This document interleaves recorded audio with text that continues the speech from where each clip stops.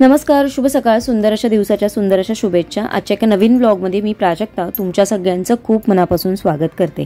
तर हे जे कंटेनर जे मागच्या व्हिडिओमध्ये तुम्ही बघितलेले मी वॉश करून ठेवून दिलेले ते आता बऱ्यापैकी ड्राय झालेत.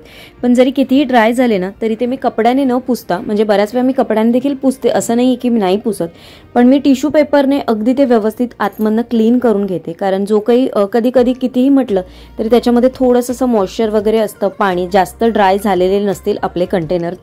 तर अशा वेळेस आहे ना मी टिश्यू पेपरच वापरते. कारण टिश्यू पेपरमध्ये अगदी कुठेतरी छोटंसं थोडं पाणी असेल ना, थोड्याशा आपल्या कडा असतात त्याच्यामध्ये कुठेतरी पाणी असतं, तर त्याच्यामध्ये म्हणून मी टिश्यू पेपर वापरून ते छान व्यवस्थित क्लीन करून ठेवते. कारण याच्यामध्ये बऱ्यापैकी ना आपला सुका मेवा, जो काही सुके पदार्थ असतात तेच खाण्याचे पदार्थ माझे हे जास्त भरले जातात.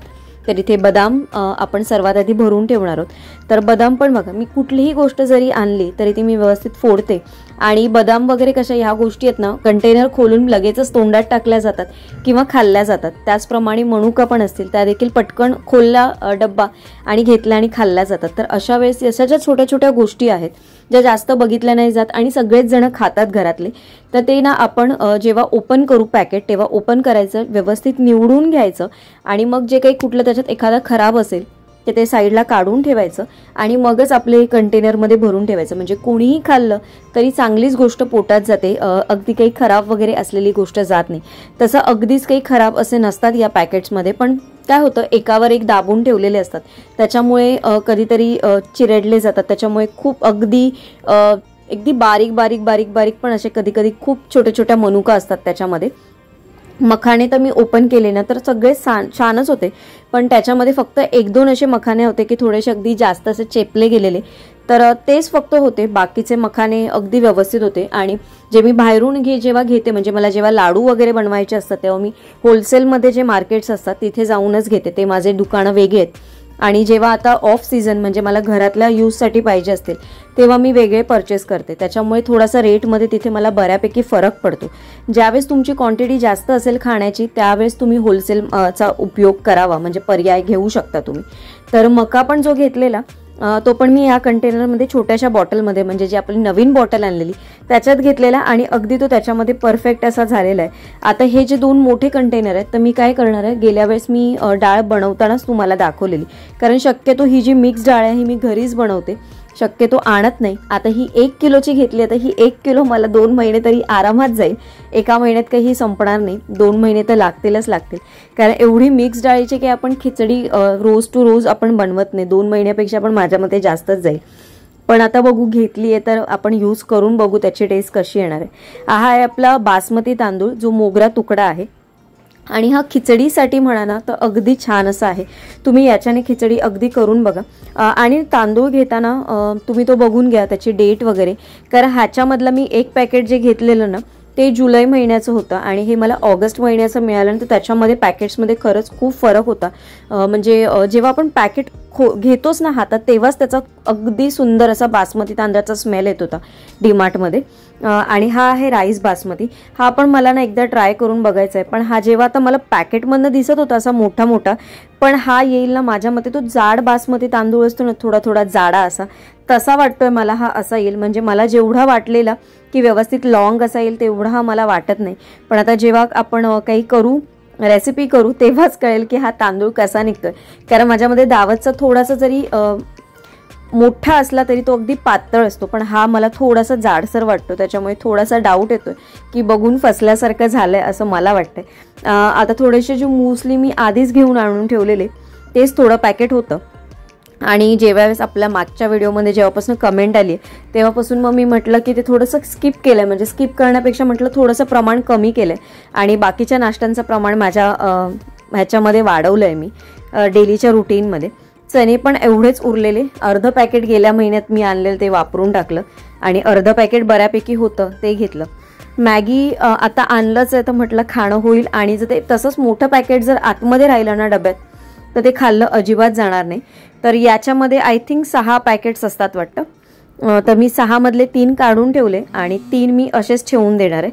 3 मधले जे आपले जो मसाल्याचा पॅकेट येतो ते पण मी कापून याच्यामध्येच ठेवून घेणार आहे, म्हणजे परत मग ते वेगळे शोधायला नको.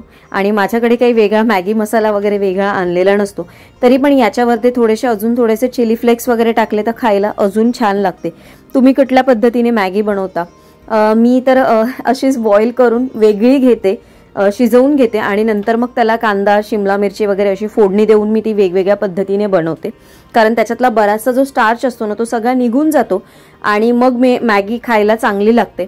काही जण बऱ्याच वेळा तो जो स्टार्च सकट बॉईल करतात आणि मग ते वॉटरी असं मॅगी बऱ्याच जणांना खायला आवडतं, पण तसं खाऊ नये. तर तुम्ही वेगळं बॉईल करून घ्या, त्यातलं पाणी सगळं काढून घ्या आणि मग तुम्ही ते मॅगी बनवा. तर तशा पद्धतीने करून बघा, तर तुम्हाला नक्की आवडेल तशा पद्धतीची मॅगी. मी आता आणलीच आहे, तर तुम्हाला एखाद्या व्लॉगमध्ये नक्की शेअर करेन.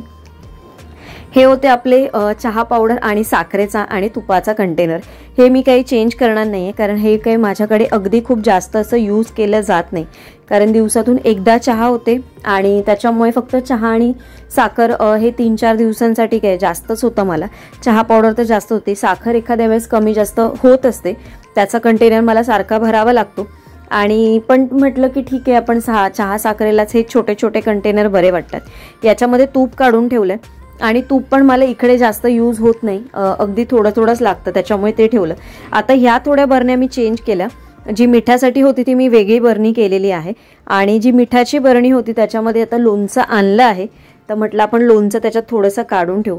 माझ्याकडे थोडासा पास्ता पण होता. यावेळेस थोडेसे नाश्त्याचे प्रकारामध्ये मी थोडे चेंजेस केले, जसं मॅगी म्हटलात तुम्ही, त्याचबरोबर हा व्हीट पास्ता होता, तर तो पण मी याच्यामध्ये भरून ठेवला, म्हणजे तो पण समोर राहिला की खाल्ला जाईल, नाहीतर मग तसंच पॅकेट माझ्याकडे आतमध्ये राहील. थोडासा गरम मसाला आहे. हा सगळा जो गरम मसाला असतो तो मी काही विकत आणत नाही, हा मी आईकडनंच घेते, कारण तिच्याकडे बऱ्याचपैकी गरम मसाला भरलेला असतो, अख्खा गरम मसाला, तर तिच्याकडनंच मी आणते. हे तमालपत्र, दालचिनी, मिरी, लवंगा, त्याच्यानंतर आपली मसाला वेलची, चक्रफूल, दगडफूल, हे सगळं मी तिच्याकडनं आणते. आणि मी फक्त खसखस जेव्हा मला लागतो तोच मी फक्त विकत आणते. बाकी सगळं मी बऱ्यापैकी जो गरम मसाला असतो तो आईकडनंच आणते. आणि अख्ख्या गरम मसाल्याने टेस्ट जर तुम्ही राईस वगैरे केलं तर अगदी त्याला छान येते. जेवढा आपण जो बाहेरचा रेडीमेड मसाला आणतो त्याने लागत नाही, पण याने खूप छान अशी येते. ह्या गरम मसाल्याची रेसिपी मी तुमच्याबरोबर, म्हणजे गरम मसाल्याची रेसिपी मी नक्की तुमच्याबरोबर शेअर करण्याचा प्रयत्न करेन. याच्या आधी मी फक्त एकाच मसाल्याची रेसिपी शेअर केलेली. तर हे सगळं झाल्यानंतर ना आता आम्हाला थोडंसं डेकोरेशनचं काम करायचं आहे. तर आज आम्ही बनवणार आहोत उंदीर. आम्ही बनवणार असं म्हणण्यापेक्षा सचिनने बनवलेत बघा इथे उंदीर. हे त्याने ना सेम 2 गणपतीचे चित्र बघून हे ड्रॉ करून घेतलेले आहेत आणि त्याला आता पेंट करायचं आहे. म्हणजे हे आम्हाला जे उंदीर मामा आहेत गणपती बाप्पांच्या बाजूला 2, एका साईडला एक आणि एका साईडला एक, असे 2 उभे करून घ्यायचे आहेत. ॲक्च्युली आम्हाला एक व्हिडिओ आम्ही इन्स्टावर बघितलेला, त्याचा रेफरन्स घेऊन, म्हणजे इन्स्टावर बघितलेला असं, म्हणजे ती तर मूर्ती होती आणि ते मूर्ती ती फिरत होती, म्हणजे मूर्तीच होती उंदीर मामांची.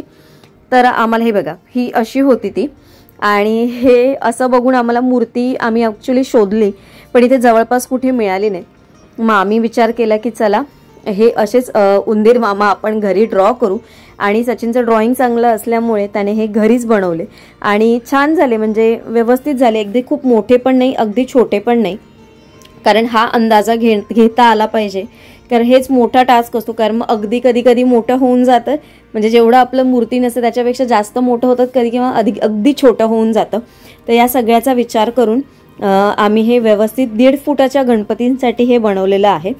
तर इथे त्याला छानपैकी शेड वगैरे देऊन, त्याच्यानंतर हात, त्याचे छोटे छोटी नखं, त्याचबरोबर छोटे छोटे बारकावे, म्हणजे मेन म्हणजे डोळे. जसं आपण म्हणतो कुठलाही म्हणजे कितीही सुंदर तुम्ही एखाद्या माणसांचं चित्र बनवा किंवा मूर्तीचं चित्र बनवा किंवा कुठलंही बनवा, पण जोपर्यंत डोळे, त्याचे हात, पाय, असं सगळं जेव्हा जोपर्यंत ते रेखीव काम होत नाही, म्हणजे त्या गोष्टींचं रेखीव म्हणजे तिथल्या तिथे होत नाही, तोपर्यंत त्याच्यामध्ये एक बोलतात ना जीव येत नाही त्या वस्तूमध्ये. तर इथे आता मोदक गणपती बाप्पांच्या हातात जो असतो तोच उंदीर मामा देत आहेत, तर त्याच्यामुळे त्यांच्या हातात मोदकांचं असं एक चित्र काढलेलं आहे आणि मोदक आता पेंट करून घेतोय. त्याला बघा थळला पण थोडे थोडे शेड लावायचे. आणि हा इथे एक तयार झालेला आहे. आता दुसरा आम्ही तयार करून घेतोय आणि त्याच्यानंतर इथे बरोबर पॉपकॉर्न पण खाल्ले जात होते. लारण्य आलेली, लारण्याची 1 प्लेट आणि इथे सचिनसाठी 1 प्लेट. हे आपण जे मका घेतलेले त्याचेच मी बनवलेले आहेत आणि एवढे थोडे जरी टाकले ना तरी भरपूर त्याचे मके होतात. जेव्हा आपण ते 10 रुपयाचं पॅकेट आणतो त्याच्यापेक्षाही जास्त असे होतात आणि घरातले तुम्ही तेल किंवा तूप काही वापरून बनवू शकता. वेगवेगळ्या प्रकारचे मसाले पण तुम्ही त्याच्यामध्ये टाकू शकता. तर इथे बघा, ह्या आम्हाला ज्या आहेत ना बारीक बारीक तुम्हाला धागे दिसतात, या आहेत उंदीर मामांच्या मिशा. तर ह्या उंदीर मामांच्या मिशा पण आम्हाला तिथे स्टिक करायच्या होत्या आणि हे बघा इथे मिशा स्टिक झालेल्या आहेत आणि अगदी त्या छान अशा चिटकल्या गेलेल्या आहेत. आता ना एक फायनल लुक हा बघू शकता, एकदम फायनल लुक. आता आमचा खाली हा कशावर उभे राहिले आहेत उंदीर मामा ते दाखवायचे आहेत. पहिला विचार करत होता सचिन की गवतामध्ये म्हणून आपण टाकू, पण गवतामध्ये दाखवले तर मग कसे ते दिसतील, म्हणून मग आम्ही म्हटलं की असं एखाद्या विटावर किंवा अशा एखाद्या दगडाच्या ह्याच्यावर ते उभे राहिलेत असं आपण टाकू. म्हणून मग खाली आम्ही काळा ग्रेइश कलर मारला आणि त्याच्यावरती मग असं विटांचं असं रेखाटलं असं चित्र आणि अशा पद्धतीने आमचे हे उंदीर मामा तयार झालेले. 2 उंदीर मामा आहेत बघा आणि दोघांच्याही मिशा बघून अगदी त्याच्यामध्ये जीव आलेला आहे. अगदी छान असे क्यूटसे असे तयार झालेले. हे तर आम्ही बनवले आणि त्याच्यानंतर मग आता लारण्य आलेली. लारण्य बोलली की मला पण अजून 2 गणपती बाप्पा म्हणजे असे मोदक घेतलेले उंदीर मामा हातातले बनवायचे आहेत, तर उद्या तिच्यासाठी पण बनवायचे आहेत आम्हाला. तर कालच्या व्हिडिओमध्ये मी तुम्हाला दाखवलेलं की आम्ही जे आसन आपला गणपती बाप्पांसाठी जे साईडचे लोड्स असतात म्हणजे जे आपले पिलो असतात सारखे पूर्ण ते तयार करून आम्ही दाखवले तुम्हाला. आजच्या ब्लॉगमधनं मी तुमच्याबरोबर हे जे आपले उंदीर मामा आहेत ते तयार झालेले आहेत ते दाखवलेले आहेत आणि हे छान असं ड्रॉइंग करून केलेलं आहे सचिनने, जे तुम्ही व्हिडिओमध्ये बघितलं असेल. ड्रॉइंग केलेलं मी तुम्हाला दाखवलेलं नाहीये, पण जेव्हा कलर केला आणि हे सगळं केलं ना तेव्हा मी तुम्हाला दाखवलंय. आणि ते या ज्या मिशा आहेत ना, या मिशाच म्हणणार आहे ना, तर छान अशा त्या पण छान अशा दिसतात त्याला. आता हे बाजूला कसे उभे करायचे त्याचा विचार चाललाय, म्हणजे ते पण सचिन म्हणतो त्याच्या लक्षात आहे कशा पद्धतीने उभे करून ठेवणार आहे तो. तर हे जेव्हा सगळा देखावा जेव्हा आम्ही तिथे रेडी करू आणि गणपती बाप्पांच्या पुढे असेल सगळं, तेव्हा मी ते शूट करून तुम्हाला नक्की दाखवेन, म्हणजे तुम्हाला देखील आयडिया येईल कशा पद्धतीने केलेलं आहे सगळं. आणि अगदी सोपं आहे ऍक्च्युली. व्हिडिओ म्हणजे एखादा आम्ही पण इमेज बघूनच केलेलं, जसं मी तुम्हाला व्हिडिओमध्ये सांगितलं की एक म्हणजे उंदीर मामा कसे आहेत कशा पद्धतीने आहेत त्याची थोडीशी आयडिया घेतलेली आणि त्याच्यानंतर हे बनवले. आणि वाटलं नव्हतं, मला पण वाटलं नव्हतं की एवढे छान असे उंदीर मामा तयार होतील, पण खूप छान झालेत तयार. तर चला, आजच्या व्हिडिओमधनं हे पण मी एक डेकोरेशनचा पार्ट तुमच्याबरोबर शेअर करण्याचा प्रयत्न केला. आय होप तुम्हाला आवडेल. जे पॅन्ट्री ऑर्गनायझेशन केलेलं आहे, थोडेफार चेंजेस केले यावेळेस, ते पण तुमच्याबरोबर शेअर करण्याचा प्रयत्न केलेला आहे. आय होप तुम्हाला आवडतील. तुमच्याकडनं माझ्यासाठी काही सजेशन्स असतील मला नक्की कमेंट करून सांगा. अजून कुठले ब्लॉग्स बघायचे, मोदकांच्या रेसिपी काही बघायच्यात का इन्स्टंट, ते देखील कमेंट करून सांगा. अजून आपल्या बाप्पांना 10 दिवस आहेत अजून. म्हणजे मी जेव्हा हे शूट करते तोपर्यंत बाप्पा आलेले नाहीये, कारण हा व्हिडिओ तुम्हाला तेव्हा बघायला मिळेल जोपर्यंत आपले बाप्पा आलेले असतील. पण तरी देखील मी अजूनही म्हणजे मी जेव्हा शूट करते तेव्हा अजूनही बाप्पांचं आगमन झालेलं नाहीये, ही सगळी आधीची तयारी आहे. तर तुम्हाला बघायचे असेल मला नक्की कमेंट करून सांगा. आय होप आजचा व्हिडिओ आवडला असेल. आजचा व्हिडिओ इथेच एंड करते. उद्या एका छानशा ब्लॉगमध्ये भेटेन. तोपर्यंत सगळ्यांना Shri Swami Samarth. Bye bye and take care.